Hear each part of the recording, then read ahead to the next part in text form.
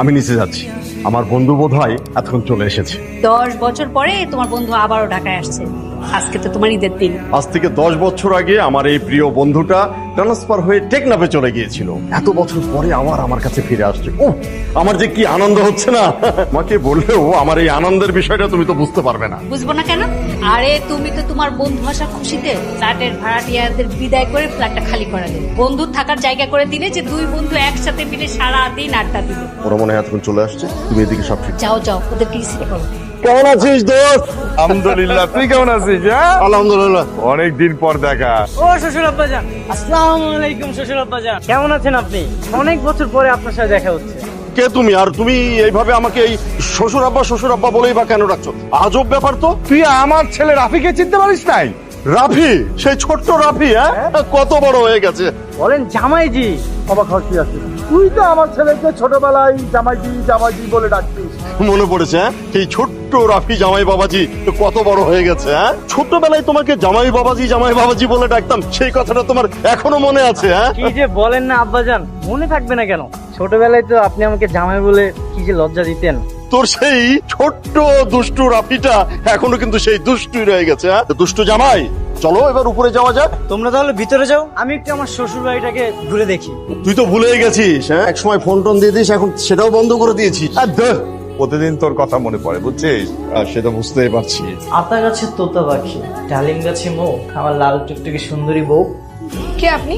আমার রুমে আসছেন কেন? আই আম্মু। আমার বউ দেখে আমাকে ভুলেই গেছে। চৈতি, তুমি আমাকে চিনতে পারতেছো না? আমি রাফি, তোমার ছোটবেলার জামাই। আমি তোমাকে সবকিছু মনে করিয়ে দিচ্ছি। ছোটবেলায় যে আমরা হাড়ি পাতিল নিয়ে খেলাধুলা করতাম, ছাদে যে জামাই বউ খেলতাম, কিচ্ছু মনে করতেছে না? আই আম্মু। আমার রুমে ওই ছেলেটাকে? তোর রাজ্জাক আঙ্কেলের ছেলে, ছোটবেলার খেলার সাথে, মনে নেই তোর? কি ব্যাপার, আমার রাজকন্যার আবার কি হলো? এরকম মুখ গোমড়া করে বসে আছে। সব দোষ তোমার বাবা। তুমি ছোটবেলায় কেন ওকে জামাই জামাই বলে ডাকতা? আরে এটা তো ইয়ার্কি করে ছোটবেলায় সবাইকে জামাই বলে ডাকে। যেটাই হোক না কেন, কিন্তু আমার এসব একদম পছন্দ না। নেক্সট টাইম যদি ওই ছেলে তোমাকে শ্বশুর আর আমাকে বউ বলে ডাকে না, আমি কিন্তু বাসার সবকিছু ভাঙচুর করে ফেলবো। আমি ওকে নিষেধ করে দিব, ও যেন আর আমাকে শ্বশুর না বলে, তোকে বউ বলে না ডাকে। আগে সে সুন্দর করে মধুর ডাক দিয়ে জামাই বলে ডাকতেন, সেটা কি তাহলে মিথ্যে ছিল? কেন আমাকে জামাই বলে ডাকতেন? এখন আমার দাড়ি গোফ হয়ে গেছে বলে কি আদরের ডাকটা পকেটে লুকিয়ে রেখেছেন? তোমার আব্বা কই দেখছি না যে? বাবা আছে বাবার জায়গায়, আপনি আগে আমাকে জামাই বলে ডাকেন। জামাই? আগের দিনগুলো কত মধুর ছিল। আমার জামাইয়ের মন খারাপ কেন? আমার মেয়ের সঙ্গে তোমাকে বিয়ে দেব এবং আমি তোমাকে আমার জামাই বানাবো। বুঝতে পেরেছো জামাই বাবাজি? হ্যাঁ এবার নকল না করলে পাশই করা হইব। তোর তো খালি নকল আর নকল। নকল করানো একটা আর্ট। এই যে আমার টুকটুকি বউ, তোমরা এই রোদের মধ্যে হাঁটাহাঁটি করতেছো, চলো তুমি বাসায় চলো। জানো তোমার জন্য আমি কি এনেছি? কে রে এই ছেলেটা? আমি বলছি আমি কে। আমি তোমার দুলাভাই, মানে এখনো বোঝোনি? আমি ওর একমাত্র জামাই। আপনি আবার ওর জামাই হলেন কবে থেকে? সেটা তো ছোটবেলা থেকে। কি বলতেছে এই ছেলেটা? আপনার সাহস তো কম না, আপনি বাসা থেকে এই পর্যন্ত চলে আসছেন। ও কি তোর বাসায় থাকে? এই তুই থাম তো, ও হচ্ছে একটা পাগল। এটা তুমি কি বলতেছো চৈতি? এইভাবে তুই গোপনে বিয়ে করে ফেললি, আমার একটা বার জানালিও না। কেন আমার জানালে কি বেশি খরচ দিত না? কিপটা কেন তুই? তোমার ফ্রেন্ড ছোটবেলা থেকে গিফটটা। তুমি যদি বাজারে যাও, সেখানে যদি একটা লোক তোমাকে এসে রাস্তার মধ্যে বউ বউ বলে ডাকে, তাহলে তোমার কেমন লাগবে? রাফি আবারও তোর পিছনে লেগেছে। এটা পিছে লাগা না মা, এটা রীতিমতো একটা হয়রানি। আমার সব ফ্রেন্ডদের সামনে বলতেছেন নাকি ছোটবেলার বউ। ওই রাফিকে আমার সামনে এনে বলে জামাই। তোর বাবার না দিন দিন বুদ্ধি কমে যাচ্ছে। ওই ছেলে যদি আমাকে নেক্সট টাইম ডিস্টার্ব করে না, আমি কিন্তু বাসা সবকিছু ভেঙে ফেলবো। বাবার বন্ধু ছেলে বলে আমি কিছু বলতেছি না। কে রাফি? কি হয়েছে? মুখ গোমরা করে আছিস কেন? বাবা তুমি তো সাক্ষী ছিলে, ছোটবেলায় ওরা আমাকে জামাই জামাই বলে ডাকতো। হ্যাঁ ডাকতো। আচ্ছা বাবা, তখন কি আমাদের বিয়ে হয়েছিল? ফুর বোকা, তখন তোরা ছোট ছিলি, আমরা একই বিল্ডিং এ থাকতাম। মিজান মজা করে তোকে জামাই জামাই বলে ডাকতো, আর আমিও মিজানের মেয়েকে বৌমা বৌমা বলে ডাকতাম। শুধুই কি মজা করে? এর মধ্যে কোনো সিরিয়াস কিছু ছিল না? মিজান আর আমি চাইতাম তোরা বড় হও, তারপর তোদের দুজনকে আমরা বিয়ে দিয়ে দেবো। তাহলে সেই চাওয়াটা এখন কোথায় গেল? আরে বেটা, পড়াশোনা শেষ করছস? আগে পড়াশোনাটা শেষ কর, চাকরি পা, তারপরে অবস্থা অনুযায়ী ব্যবস্থা করে ফেলবো। তোর কিন্তু সামনে ফাইনাল পরীক্ষা, মনোযোগ দিয়ে পড়াশোনা কর। তুমি আছো শুধু পড়াশোনা নিয়ে, আর ওদিকে যে তোমার বৌমা হাতছাড়া হয়ে যাচ্ছে, সেদিকে কোনো খেয়াল আছে? এইসব নিয়ে তোকে ভাবতে হবে না। তোর বাবা আছে না? বাবা কি মরে গেছে? হ্যাঁ, সামনে ফাইনাল পরীক্ষা, ওদিকে মনোযোগ দে। আমার আর পড়াশোনা, এখনই ওই মেয়ে আমাকে ভুলে গেছে, আর পড়াশোনা করতে করতে তো তখন আমাকে আর চিনবেই না। সেদিকে কি খেয়াল আছে তোমার? হাতছাড়া হবে না, চলো একসঙ্গে খাবো। আরে আমার বন্ধু এসেছে, ওর জন্য 1 কাপ স্পেশাল করে চা বানিয়ে আনো। চা আমি খাবো না, 1 এক্ষুনি খেয়ে আসলাম না। উপরে থাকতে কোনো সমস্যা হচ্ছে না তো? আরে না বন্ধু, এতদিন পর আবার আমরা দুজনে একসাথে এক বিল্ডিং এ আছি।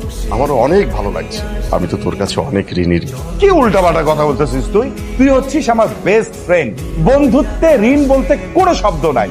10 বছর আগে সেই পুরনো কথাগুলো মনে পড়ে। সব মনে আছে, কেন মনে পড়বে না? তুই আমার ছেলেকে জামাই জামাই বলে ডাকতি, শ্বশুর ডাক শোনার জন্য তুই কিন্তু আমার ছেলেকে চকলেট খাওয়াতি।